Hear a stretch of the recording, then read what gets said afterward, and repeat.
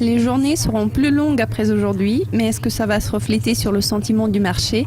Alan McQuaid me rejoint en ligne pour la dernière revue de la semaine en 2014. Alan, nous avons appris que la Chine avait l'intention d'aider la Russie dans sa lutte contre la crise économique.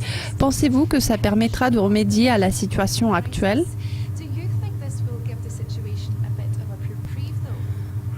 Je pense que ça va donner un coup de pouce à court terme. De toute évidence, la Chine et la Russie ont des liens diplomatiques et économiques très étroits, en particulier dans le secteur de l'énergie. Donc tout ce qui peut aider la Russie doit être positif et clairement l'aide de la Chine, qui est la deuxième plus grande économie du monde, ne sera pas négligeable. Cependant, la Chine a ses propres problèmes et je pense que la question clé pour les marchés à ce stade est de savoir si les prix du pétrole se sont stabilisés ou vont se stabiliser dans l'avenir. Le Brent est revenu à la marque de $60 le baril, ce qui est encourageant, car il est passé en dessous de $60 la semaine dernière. Je pense qu'il y a encore beaucoup de problèmes à ce niveau. Les marchés ont du mal à évaluer la mesure dans laquelle le brut pourrait rebondir l'année prochaine, vu que les Saoudiens jouent dur et le PEP ne prévoit pas de se réunir à nouveau avant le début de juin. Les marchés pétroliers pourraient rester surapprovisionnés pendant un certain temps, et si c'est le cas, les prix du pétrole vont rester sous pression, ce qui va avoir un impact négatif sur la Russie.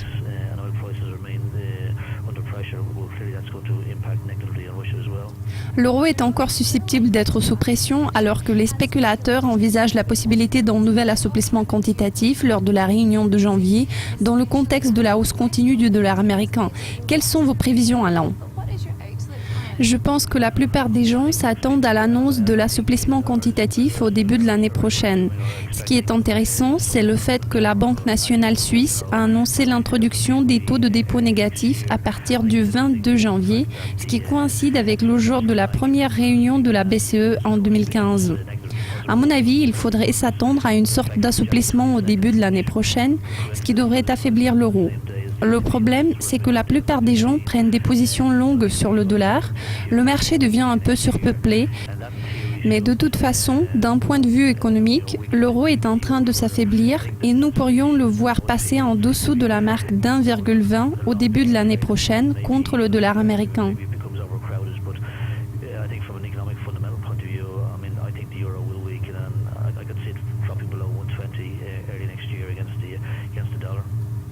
Le décembre semble être le mois des élections anticipées. Tous les yeux sont tournés vers la Suède, le Japon et la Grèce.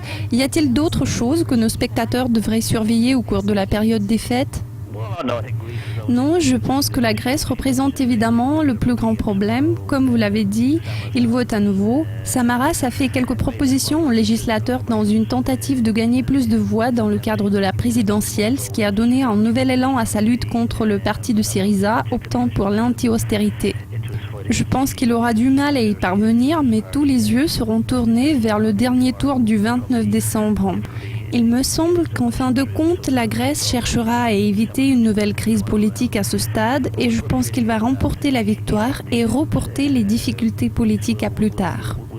Je crois que c'est assez intéressant. De toute évidence, le taux de popularité de Syriza est fort en Grèce.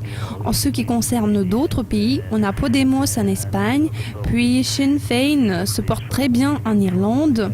Alors ces partis anti-establishment pourraient être le sujet clé des marchés financiers l'année prochaine. La politique et pas seulement les préoccupations géopolitiques, mais la politique intérieure dans beaucoup de ces pays périphériques pourrait être plus intéressante et plus dramatique en termes des mouvements de marché que les fondamentaux économiques en tant que tels.